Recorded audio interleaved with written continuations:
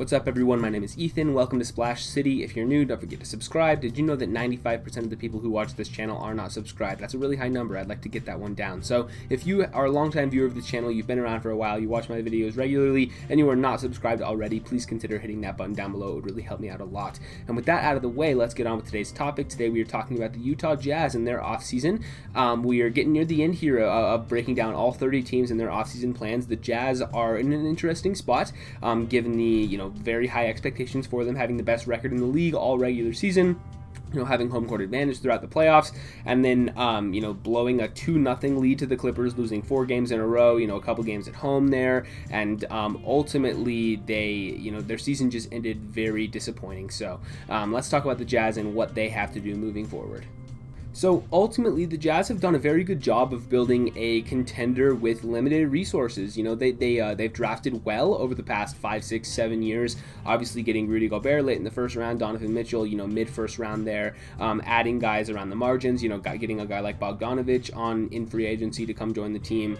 Joe Ingles was undrafted. Finding him out of nowhere, and another guy like Royce O'Neal being able to come up out of nowhere and really play a nice role for them. So the Jazz have done a good job of finding diamond in the rough type guys and players to fill out their rotation that they would have access to as a small market team, where they wouldn't have access to the same level of star power that a big market would have. So the Jazz have done a really good job of that, but it's pretty clear at this point that they have hit a ceiling with the current iteration of this roster.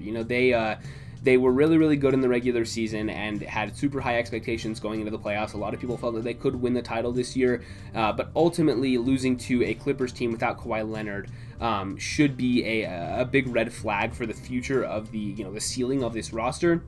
They're still obviously a very, very good roster, and Donovan Mitchell's still young, and he's locked up for 5 more seasons, and so you don't have to really worry about him. But around the margins with Mitchell, you got to kind of figure out a way to maybe reinvent this contender and try to figure out something else you can do, a different way to distribute your resources in order to really push this team into the status where they feel like they can win the NBA Finals. Because for as good as they were this season, I think everybody could agree that there was probably a ceiling on this roster, especially seeing the way that they bowed out of the playoffs this year. So here's the cap sheet for the Jazz. Like I said, something clearly needs to change here. The problem for them is that's easier said than done, because they're well capped out. They've committed $134 million in payroll for next season, not going to have any cap space, even with Mike Conley coming off the books. They've already paid everybody. Gobert got his big extension, Mitchell got his big extension, Bogdanovic, Clarkson, Ingles, Favors, Royce O'Neal, all of them are signed for decent money on the books as well. So you're filling up the roster with all these good players, guys who are worth these contracts, but it leaves them without hardly any flexibility. And so, the thing that they can do is they can make trades, of course, but how many of these players are really enticing to other teams who are looking for, shakeups to their roster? Maybe Bogdanovic and Ingles, you can get something for them. Even Clarkson, potentially could be a guy.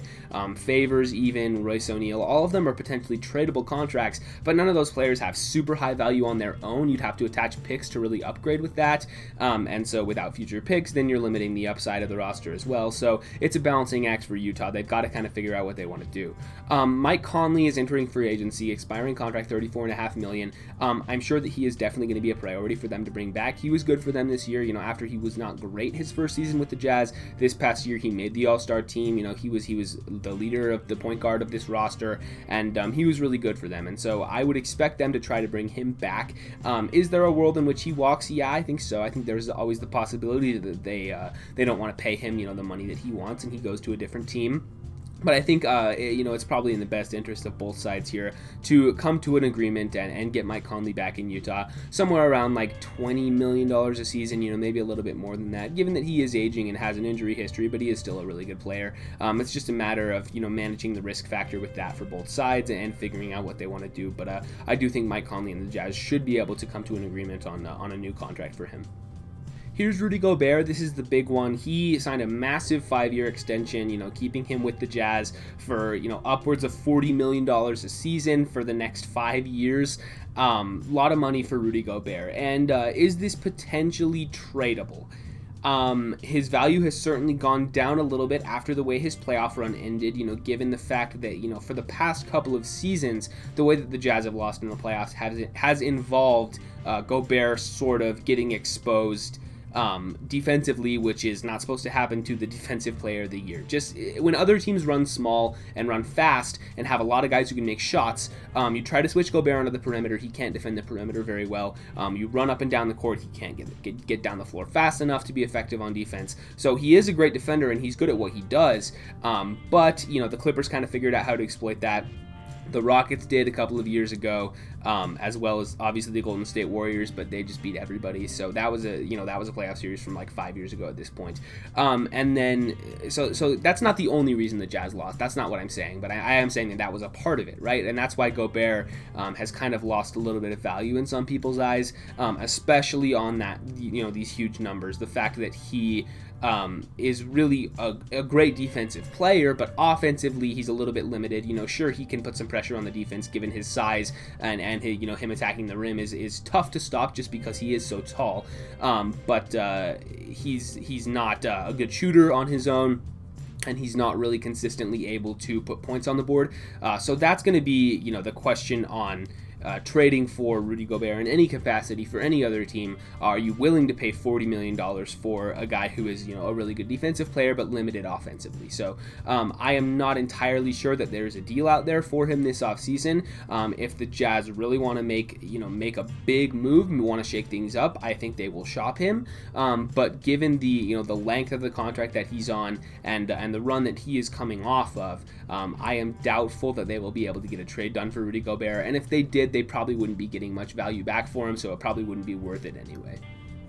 I'm going to lump Bogdanovic and Clarkson together here. I think both of these guys are tradable contracts. I think the Jazz are going to be looking to make some moves this offseason, and those two are guys that would definitely be included in any potential trade. I know they just extended Clarkson, and he's got the 3 years left. Bogdanovic has the 2 years left. Both of them are good players. Both of them fit well here, and they could fit well on really any contender out there. But I think that if the Jazz are going to be looking to make some moves, and I think that they will, given the way things have ended for them over the past couple of years and the desire to make Donovan Mitchell happy. I know he just signed the extension, but you do want to do right by him and attempt to put the best team that you can around him. And given the fact that they have lost in a very similar way for the past 4 or 5 years, I think that Bogdanovic and Clarkson could be two guys that are potentially on the move, given their contract number and the fact that they are still valuable. They might not get you a ton back, but maybe you trade them for picks and then use those picks to do another trade later down the line. Who knows what you do with those two, but I think those are very much out there on the trade market right now.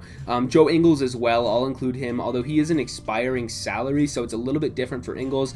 You could potentially trade him, as that expiring contract and get something back just because that deal's coming off the books. Maybe you trade for a guy who has a little, more years left on his contract and you get something else in return as well. There's some things you can do with Ingles because that is an expiring deal. Joe Ingles is still a good player, but he is 33 years old and had some rough moments this year, so we'll see on him, but I do think that he's also potentially out there for a trade. Derek Favors I'll lump into this group as well. He's making a little bit less money, and I know that this is his second stint with the team now, and they really love him. But I just think that if you are going to be really aggressive in upgrading the roster, these guys all have to be out there on the trade block.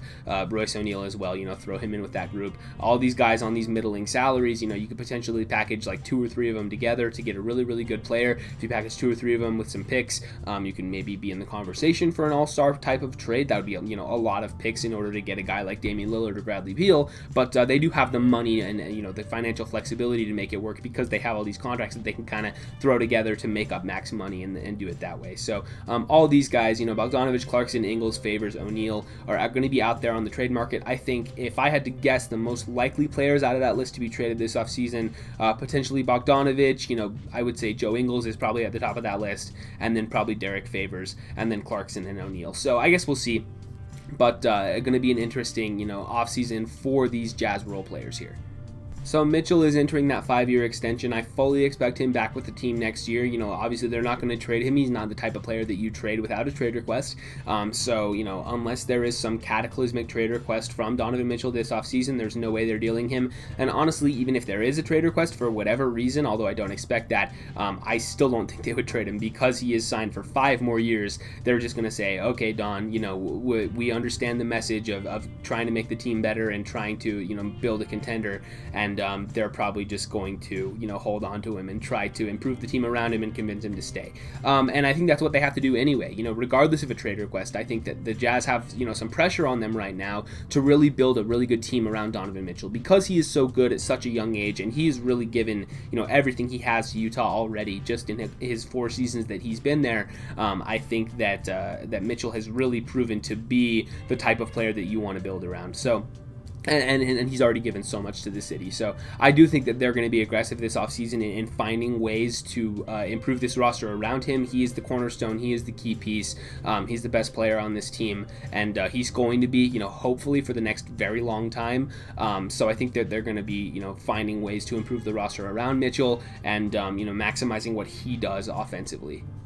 You have a couple of younger guys down here at the bottom of the roster. Udoka Azubuike was a late first-round pick last year, just did not get into many games at all his rookie season. When he did play, it was in short minutes, and so he doesn't really have much, NBA experience yet.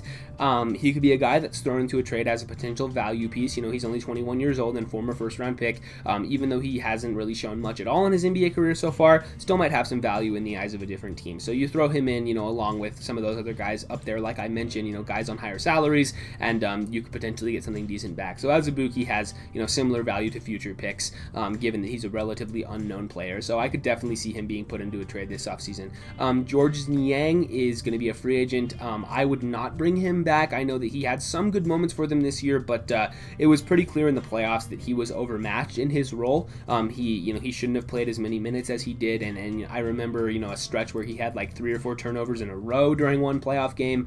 Just not a great showing for Niang, and I would expect him to be on a different team next year. Mie Oni and Matt Thomas, both non-guaranteed for next year. I would expect both of them to compete for their roster spots in camp. I think Oni is pretty locked down on this team for next year, actually. He had some good flashes this year, played in like 50-something games, and is only 23 years old.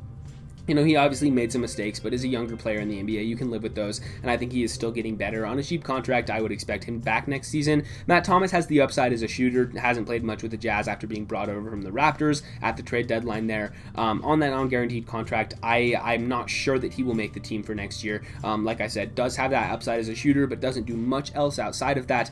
Depends on who else you bring in, but at that non-guaranteed, he's going to be able to, prove that he belongs on this team, whether that's through playing in Summer League or, playing in camp and trying to earn his way onto the roster.